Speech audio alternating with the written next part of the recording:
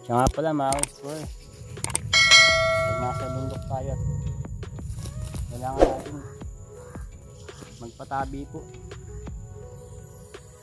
Laan ako, for example, nagpatong ako dyan ng mga pinatong ko dyan.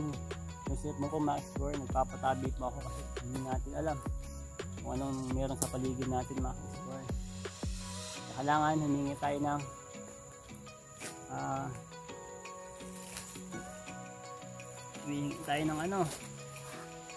paalam sa mga tao hindi natin nakikita mga ka-explore. Napakalaga nun, lalo na kung baguhan pa lang kayo. Kung bago lang kayo pupunta sa bundok, kung may pinupuntahan kayo, nagagala kayo na punta kayo sa kabundukan mga ka-explore. Mga ka-explore, subukan natin to. Magbuhatin natin itong batino.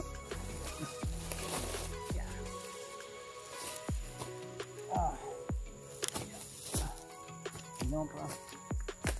Hindi may kabigatan to mga ka-explore, kaya dapat marunong tayong tamang paghinga. Okay, mga ka-explore. Ayun na. Tingnan natin kung kaya pa natin ang isa mga ka-explore. Sayang biyahe mga ka-explore. Okay, let's go. Explore, dami naman.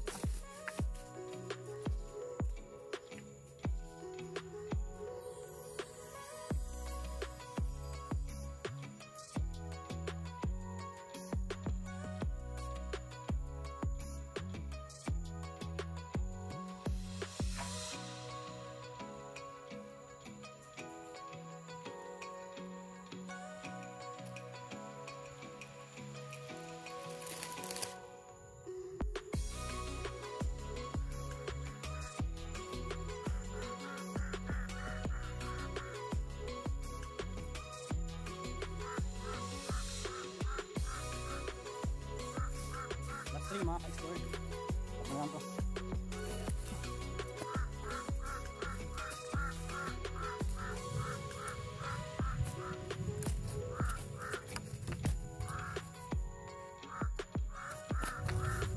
Explore, maliit lang yan pero mabigat kumpara dun sa una.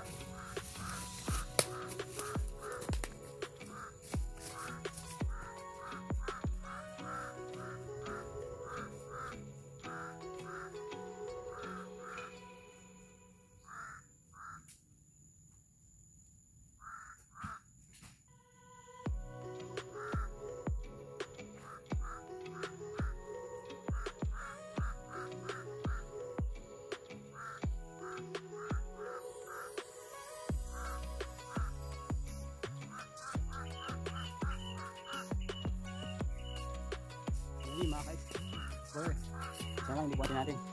So, hindi na tayong tubig.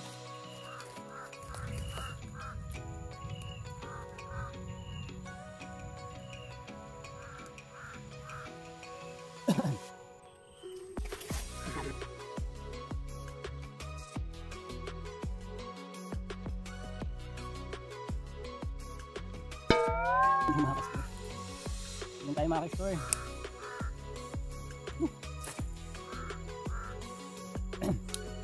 Explore, tapos na rin magkakot natin mga pasaan mga ka-explore, paakyat yung taas mga ka-explore. So ang sunod naman natin gagawin mga ka-explore, abangan nyo, kakakutin naman natin mga ka-explore gamit ang tinatawag natin auto lulag mga ka-explore.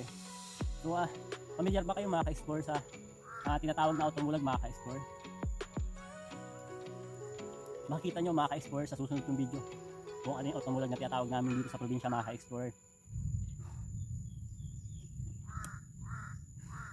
Kaya nga pala mga ka-explore, ang ginagamit ko lang pamputol dito mga ka-explore, ito lang stock mga ka-explore. So hindi ako gumagamit mga ka-explore ng mga limakinang ano, kasi magastos din yung mga ka-explore. Kaya pahinga lang tayo mga ka-explore para bumalik lakas natin, mauubos kasi yung ano natin, lakas natin.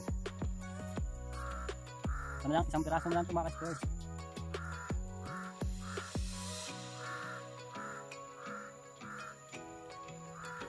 Sarap talaga mga ka-explore. Tubig sa dahin mga ka-explore, napaka sarap, medyo matamis mga ka-explore.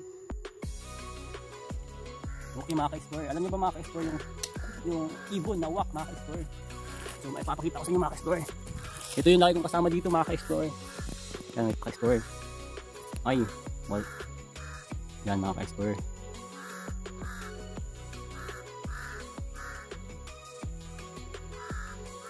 Ay, tumago. Yan, dalawa na mga ka-explore. Siguro mga ka-explore, meron yan ditong bahay o kaya meron silang anak na pinoprotektahan mga ka-explore. Kaya hanggang sa matapos ako magputol dito at hanggang sa matapos ako maghakot ngayon mga ka-explore, so ibig sabihin meron yung ditong tirahan na hindi natin alam. So hindi ko na alam yun mga ka-explore kasi ayoko naman, hindi na ako, wala namang intention pakialam pati mga ka-explore. Kasi may buhay din yung mga ibon mga ka-explore. Kahit na uwak mga ka-explore, sinasabi nila na walang hiya daw ang mga uwak mga ka-explore.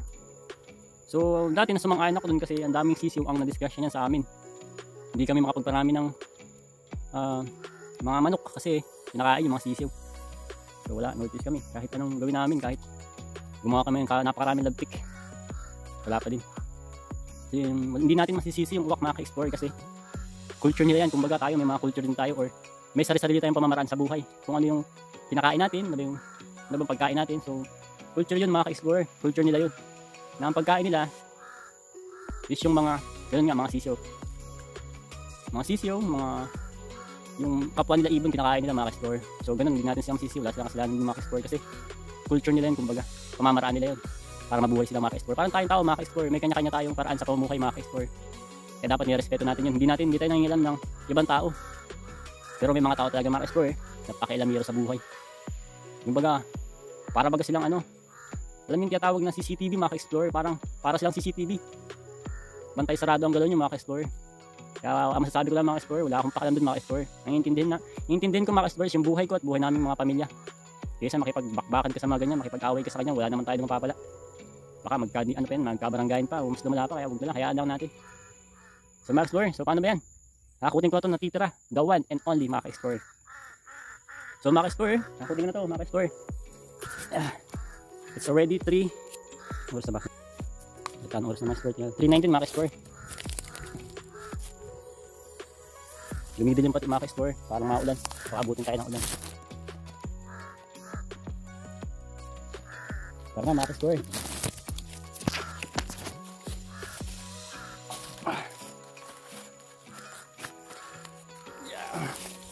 Okay, let's go. Let's go mga ka-explore. Finally mga ka-explore, tapos na rin tayo maghakot. Ay hindi pa mga ka-explore, kasi hakutin pa natin ito sa lugar kung saan ko uulingin to mga ka-explore.